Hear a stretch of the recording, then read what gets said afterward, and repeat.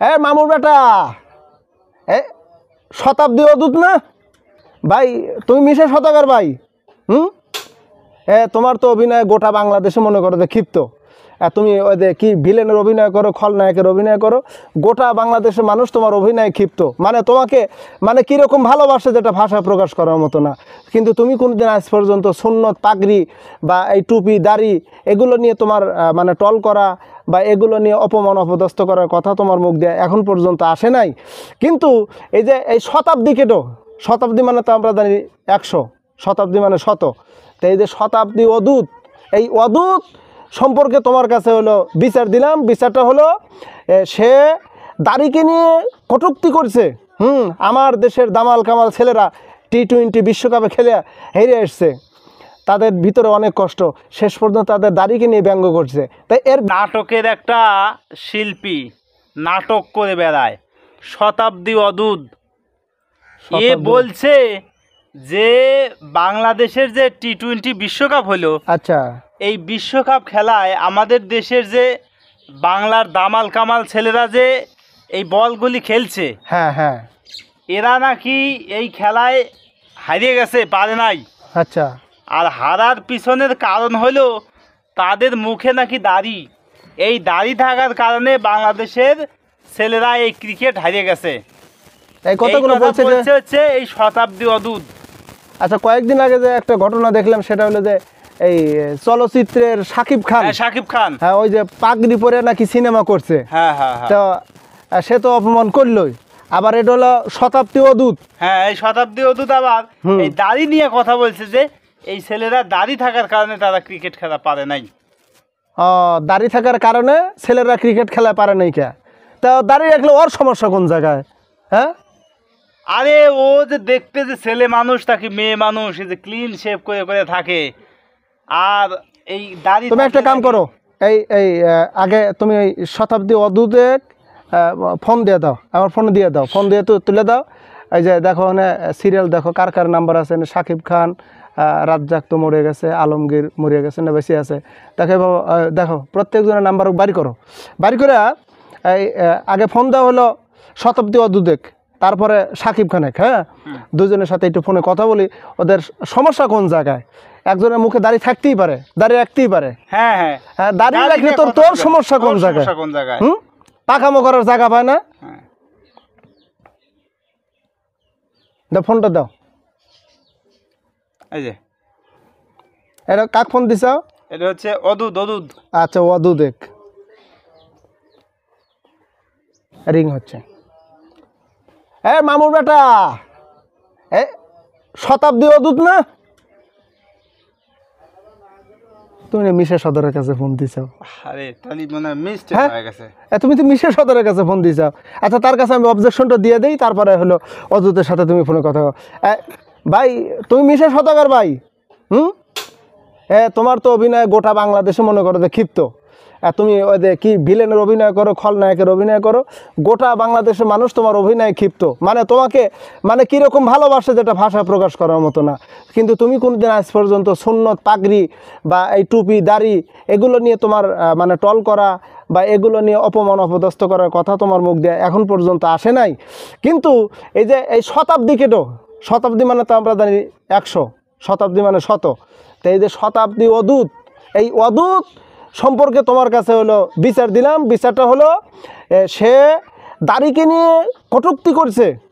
আমার দেশের দামাল কামাল ছেলেরা T20 বিশ্বকাপে খেলে হেরে এসছে, তাদের ভিতরে অনেক কষ্ট, শেষ পর্যন্ত তাদের দাড়িকে নিয়ে ব্যঙ্গ করছে। তাই এর বিচার তোমার কাছে দিলাম, সঠিক মতে তুমি বিচারটা করবে। আর যদি বিচার না করো তাহলে কিন্তু তোমার কিন্তু ভাই এই যে শতাব্দী অদূত, হ্যাঁ, কিন্তু একবার মনে করে দেয় পুরো হলো কারদানি কথা। তোমার শিল্পী জগতের উপর মনে করতে বয়কটের লিস্ট আমরা কিন্তু তুলে দেবো।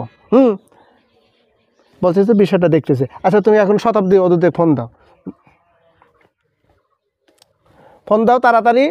আর সাহস আসলো কোন জায়গা থেকে আমার রসুলুল্লাহর সুন্নত দাড়ি নিয়ে ব্যঙ্গ করবে? হ্যাঁ, এত বড় সাহস আসলো কোন জায়গা থেকে? শতাব্দী অদূত, হ্যালো হ্যালো, হ্যাঁ, এই শতাব্দী অদূত না তুমি? কেরে মামুর বেটা, তোর সাহস আসলো কোন জায়গা থেকে? তুই এই দাড়ি নিয়ে তুই কটুক্তি করে কথা কছু? হ্যাঁ, দাড়ি রাখলে নাকি তো খবিশের মতন লাগে।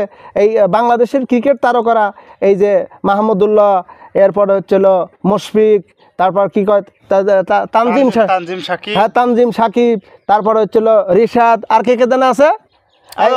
আরো অনেকে আছে। এদের মুখে দাঁড়িয়ে আছে, এদের মুখে দাঁড়িয়ে দেখলে নাকি খবিশের মতন লাগে। হ্যাঁ, তুমি শালা দাঁড়িয়ে রেখবেলা, তাতে অন্যজন দাঁড়িয়ে রাখলে তোমার কোন জায়গায় সমস্যা হয়? হ্যাঁ, তোমার কোন জায়গায় টাটায়? তুমি অভিনয় করে খেতেছো, তোমার মানে ভালো লাগতেছে না। তুমি এখন আমার রসুল্লাহর সুন্নতের উপর তোমার আক্রোশ বেজে গেছে। তুমি শালা দাড়ি রাখো, তোমার যদি দাড়ি ছাটা যদি ভালো লাগে দাড়ি ছেড়ে দাও, তোমার যদি মুছ ছাটা যদি প্রয়োজন মুছ ছেড়ে দাও, তোমার যদি চুল যদি রাখতে মন চায় চুল নাও রাখতে পারো। আর কোন কোন জায়গা আছে এগুলো বলা যাবে না, এগুলো তুমি নাও রাখতে পারো, কোনো আমাদের আপত্তি নেই। কিন্তু এই যে তুমি দাড়ি নিয়ে কটূক্তি করে কথা বললে যে দাড়ি রাখলে নাকি খবিশের মতো দেখা যায়, হ্যাঁ শালা খবিশ শালা, তুমি আমার রসুলের সুন্নতকে নিয়ে তুমি কটাক্ষ করছো, তুমি আমার রসুলের সুন্নতের অবমাননা করছো। তোমার আসলে এতবার সাহস দিল কেটো? হ্যাঁ, বলতেছে যে ওই বিশ্বকাপে হারার কারণ হলো দাঁড়িয়ে রাখা। এই বিশ্বকাপ হেরছে দাঁড়িয়ে রাখার কারণে, এটা কোন যুক্তিতে? কোন যুক্তিতে? আমার দেশের ছেলেরা কম পরিশ্রম করে নেই। হ্যাঁ, শেষ পর্যন্ত সেমিফাইনাল খেলতে পারলো না, সুপার 8 পর্যন্ত খেলছে। তাদের মনের ভিতর কত কষ্ট নিয়ে আসছে।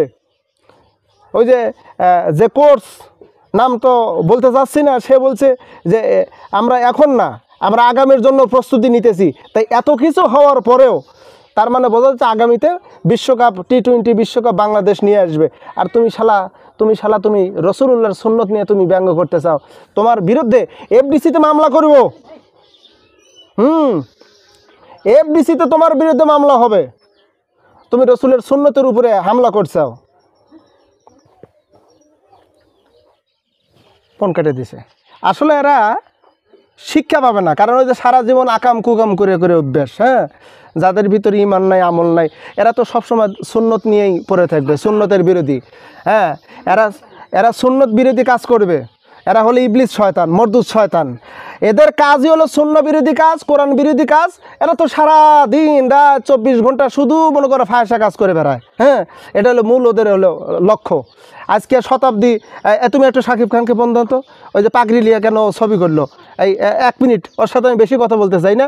খালি ও পাগড়ি লিয়া, এই পাগড়ি পরে কী জন্য সিনেমা করে আমার রসুলের সুন্নতের অবমাননা করলো?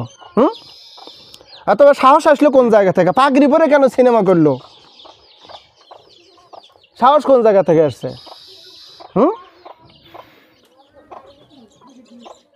হ্যালো, তুমি শাকিব খান না?